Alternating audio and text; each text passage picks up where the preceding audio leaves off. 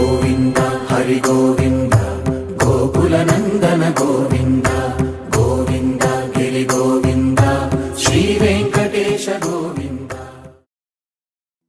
தெளிவிழா களங்கள் நீர் சூழ் திருவரங்கத்துள் ஓங்கும் ஒளியுலா தாமே அன்றே தந்தையும் தாயும் ஆவார் எளியதோர் அருளும் அன்றே என் திறத்து எம்பிரானார் அழியன் நம் பையல் என்னார் அம்மவோ கொடியவாரே. புது வெள்ளத்தால் கலங்கிய காவேரியால் சூழப்பட்ட ஸ்ரீரங்கத்திலே பிரகாசிக்கும் பெரிய பெருமானே நமக்கு தந்தையும் தாயும் ஆவார். நான் வேண்டுவது குளிர்ந்த கடாட்சத்தை மட்டும்தானே. எனக்கு நன்மை செய்யக்கூடிய எம்பிரான் நம் குமாரனான இவன் அருளுக்கு உரியவன் என்று ஒரு வார்த்தை சொல்லுவது இல்லை. அம்மாடி, இவன் திருவுள்ளம் மிக கொடியது என்ற பொருளில் இப்பாசுரம் உள்ளது. இப்பாமாலையில் தனக்காக அருள வேண்டும் என்று உரிமையுடன் கேட்கின்றார் ஆழ்வார். எனக்கு தந்தையாகவும் தாயுமாகவும் இருப்பவர் பகவான். அப்படி இருக்க இவன் அருளுக்கு உரியவன் என்று அவர் சொல்லுவது இல்லை. அவர் திருவுள்ளம் கொடியது என்று ஆழ்வார் கூறுகின்றார். பகவான் நேரடியாக எதுவும் சொல்லுவது இல்லை. அவருடைய அருள் வெள்ளம் என்பது திடீர் என்று வருவதால் அவர் திருவுள்ளத்தை கூட கொடியது என்று வர்ணனை செய்கின்றார் ஆழ்வார். பகவான் எல்லோருக்கும் கருணை மழை பொழிகின்றான். அவன் கொடியவன் அல்லன் என்று ஆழ்வாருக்கு நன்றாக தெரியும். தனக்கு பகவான் மீது உள்ள உரிமையை பறைசாற்ற இப்படியெல்லாம் பேசுகின்றார். உரிமை உள்ளவர்களைத்தான் நாம் திட்ட முடியும். சம்பந்தமில்லாதவர்களை பற்றி நாம் பேச மாட்டோம் அல்லவா? உன் ஆத்மாவிலிருந்து பிரிந்து வந்த ஆத்மா நான். அப்படி இருக்க இவன் அருளுக்கு உரியவன் என்று நீ சொல்லித்தானே ஆக வேண்டும்.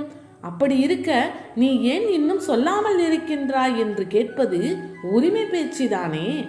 இப்படியெல்லாம் பேசி ஆழ்வார் சந்தோஷம் அடைவதைப் போல நாமும் உண்மையை உணர்ந்து கொண்டு நாமும் உரிமை உடையவர்கள் என்பதை தெரிந்து கொண்டு பக்தி செய்ய வேண்டும் என்பதே ஆழ்வாரின் விருப்பமாகும்.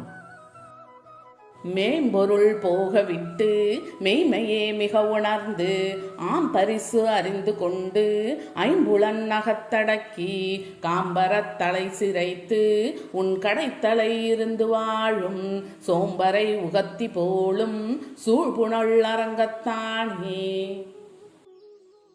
காவிரி நீர் சூழ்ந்த திருவரங்கத்தில் பள்ளி கொண்டிருப்பவனே, உயர்வை தரும் செல்வம், உத்தியோகம், சொத்து, குடும்பம், புகழ் இவற்றையெல்லாம் உதறி மெய்யான உன்னை முழுமையாக புரிந்து கொண்டு ஆத்மா வேறு தேகம் வேறு என்று உணர்ந்து புலன்களை கட்டுப்படுத்தி நான் எனது என்னும் ஆணவத்தை அகற்றி உன் ஆலய வாசலில் காத்திருந்து உனக்கு பணி செய்யாமல் சோம்பேறியாய் வாழ்பவர்களுக்கும் நீ அருளும் கருணையை என்னவென்பது இப்பொருளில் இப்பாசுரம் அமைந்துள்ளது.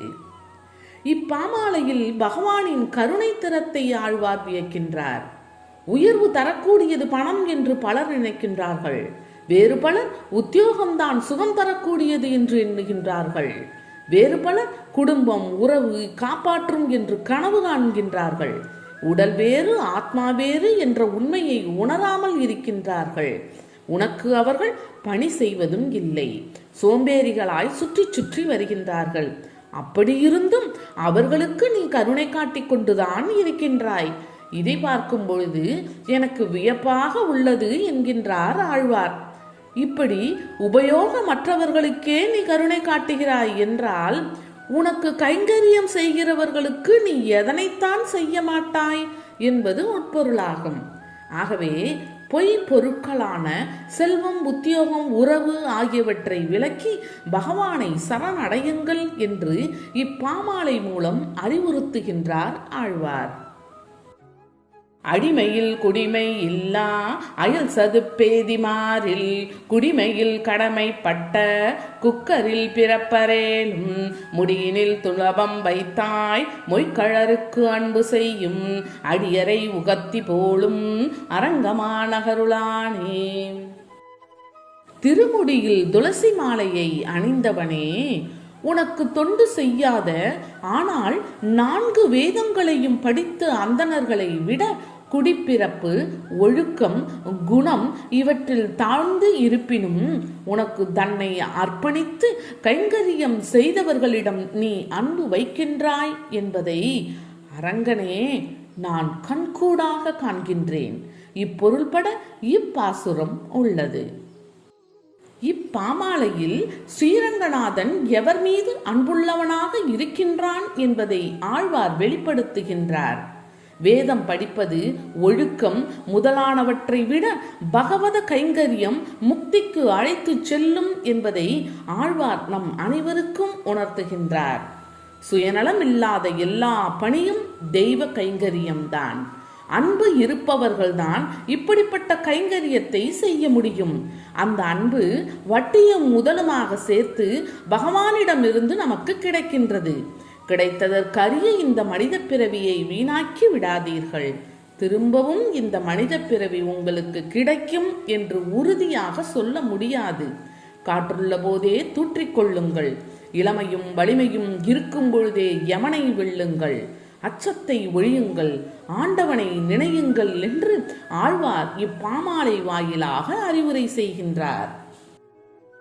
திருமருமார்வ நின்னை சிந்தையுள் திகழ வைத்து மருவிய மனத்தராகில் மாநிலத்து உயிர்கள் எல்லாம் வெறுவர கொன்று சுட்டிட்டு ஈட்டிய வினையரேலும் அருவினை பயண துய்யார் அரங்கமானகருளானே.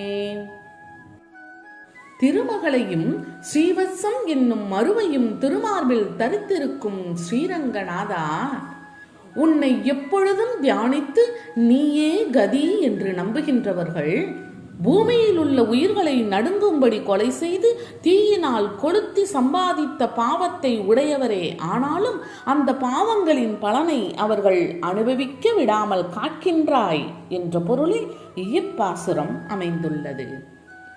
இப்பாமாலையில் தியானத்தின் மகிமையை தொண்டரடி பொடியாழ்வார் உலகத்தவருக்கு எடுத்து காட்டுகின்றார்.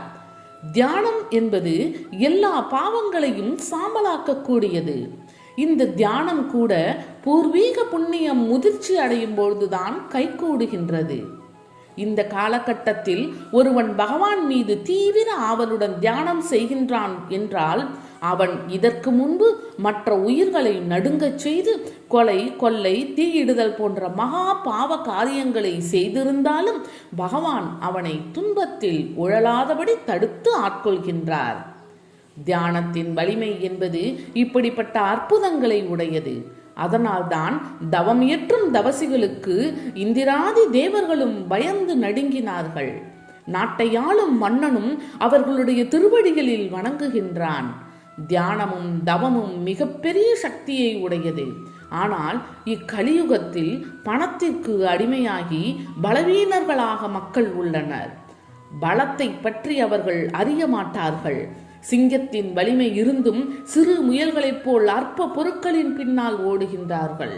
தியானம் செய்கின்றவன் கொடியவனாக இருப்பினும் அவனை துன்பம் தீண்டாது. அதனால் கொடிய செயல்களை செய்யலாம் என்பது பொருள் அல்ல.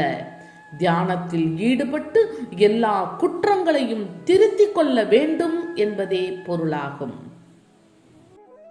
வானுளார் அறியல்லாகா வானவா என்பராகில் தேனுலாம் துளபமாலை சென்னியா என்பராகில் ஊனமாயினகள் செய்யும் ஊனகாரகர்களேலும் போனகம் செய்த சேடம் தருவரேல் புனிதமன்றே.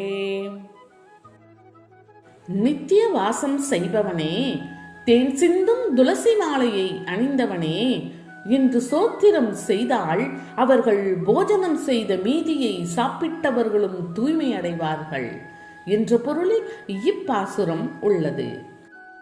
பகவானின் திருப்பெயரை பக்தியுடன் அழைப்பவர்கள் அடையும் மகிமையை தொண்டரடி பொடியாழ்வார் இப்பாமாலையில் வெகு அழகாக எடுத்து காட்டுகின்றார். தரக்குறைவான செயல்களை செய்கிறவர்கள்தான் இக்கலியுகத்தில் அதிகம். ஏனெனில் கலியுகத்தில் 1/4 பங்குதான் தர்மம் இருக்கும், 3/4 பங்கு அதர்மமே இருக்கும் என்று சாஸ்திரங்கள் சொல்கின்றன. பொய்யால் காரியத்தை சாதிக்க நினைப்பார்கள். வஞ்சகத்தால் பிறர் சொத்துக்களை சூறையாடுவார்கள். நயவஞ்சகமாக நடித்து சமயம் பார்த்து காலை வாரி விடுவார்கள். உடன் இருந்து கொண்டே துரோக புத்தியை காட்டுவார்கள். உடன் பிறந்தவர்களையும் வஞ்சிப்பார்கள். அன்புள்ளவர்களை காயப்படுத்துவார்கள். பெரியோர்களை அவமதிப்பார்கள். குருவுக்கு துரோகம் விளைவிப்பார்கள்.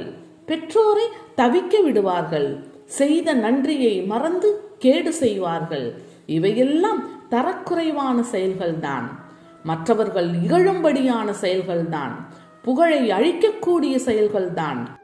இருந்த போதிலும் தேன் சிந்தும் துளசி மாலையை அணிந்தவனே என்று அவன் திருந்தி ஸ்தோத்திரம் செய்பவனாக இருந்தால் அவன் சாப்பிட்ட மீதி உணவை சாப்பிட்டவர்களும் தூய்மை அடைவார்கள் என்று ஆழ்வார் கூறுகின்றார்.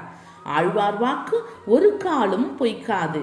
நமக்கு ஆறுதல் தருகின்ற அற்புதமான அமுத வாக்கை நமக்காக அளித்திருக்கின்றார். இப்பொழுதே இந்த வினாடியில் இருந்தே பகவானின் ஸ்தோத்திரங்களை சொல்வோம். பாவத்தில் இருந்து நாம் விடுபடுவோம்.